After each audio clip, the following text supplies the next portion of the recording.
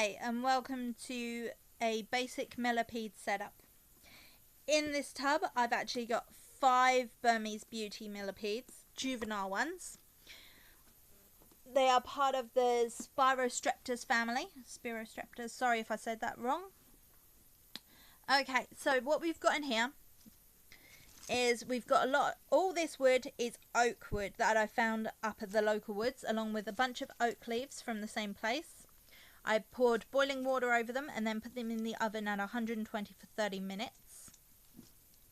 And that sterilises them just fine. That makes sure there's nothing living on them that can hurt your millipedes at all. As you can see, I got a bit of apple in the corner. Whether they'll eat it or not, I have no idea. Sometimes they do eat the food, sometimes they don't. A lot of the time they just seem to live on the substrate, which is really what you want. You know you've got a good substrate if they don't want to come up for food. So this substrate that I've got here, as you can see, there's a bit of eggshell mixed in, but it's cocoa fibre with 20% pet sand. I went for pet sand because I know it's nice and sterile and suitable for pets. There's a gnat there. There's also a whole ground cuttlefish in there, and scrunched up oak leaves and aspen shavings. Aspen shavings do take a long time to break down, but if you go for a bioactive enclosure, or one that you don't want to clean out so often, then yeah, go for the aspen shavings, because while your millipedes are munching, I thought I'd found one then. While your millipedes are munching on the leaves, the aspen will be breaking down.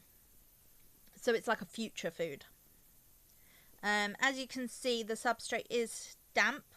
What I do is I spray it and then leave the top bit to dry. They seem to like it damper further down but dry on top. If it's too wet, you could end up killing them, which isn't good. This tub, yeah, it's just a basic storage tub that I've got with clips on.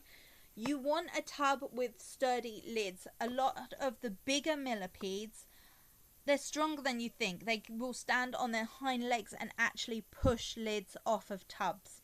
So you need a good solid lid. So mine has clips that come on and just clip the lid on. And I drilled holes all around here. I didn't mind about the aeration because I do spray them whenever it gets dry. So I'm here to do that. If you work a lot, then maybe less aeration would be good. I've also, it looks a bit messy, but I have glued bug mesh over the top of the holes.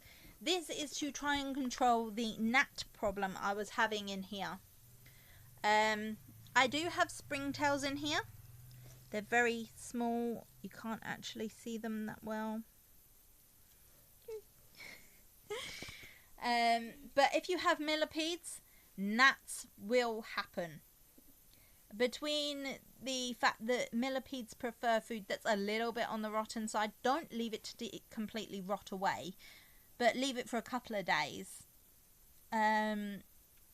And the wood as well, and it's damp.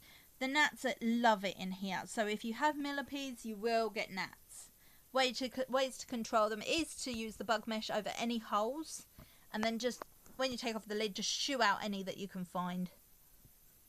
I can't see any at the moment. They are in there hiding from me because I'm mean and shoo them away. But yeah, that is a basic millipede enclosure.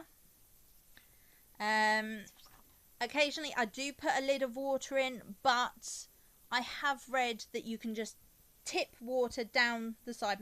Look in the side and double check there's no millipedes sitting right against the side, but you can just tip water gently down the side. But like I said, double check, make sure you've got a tub you can see through, and make sure they're not sat there. And only drizzle it, don't gush it everywhere, otherwise you're going to make a swamp and possibly kill your millipedes.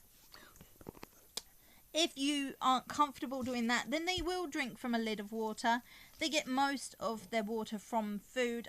I tend to give them high water content fruit and veg like apple, cucumber, things like that. But yeah, they will drink from a dish if you put it in there.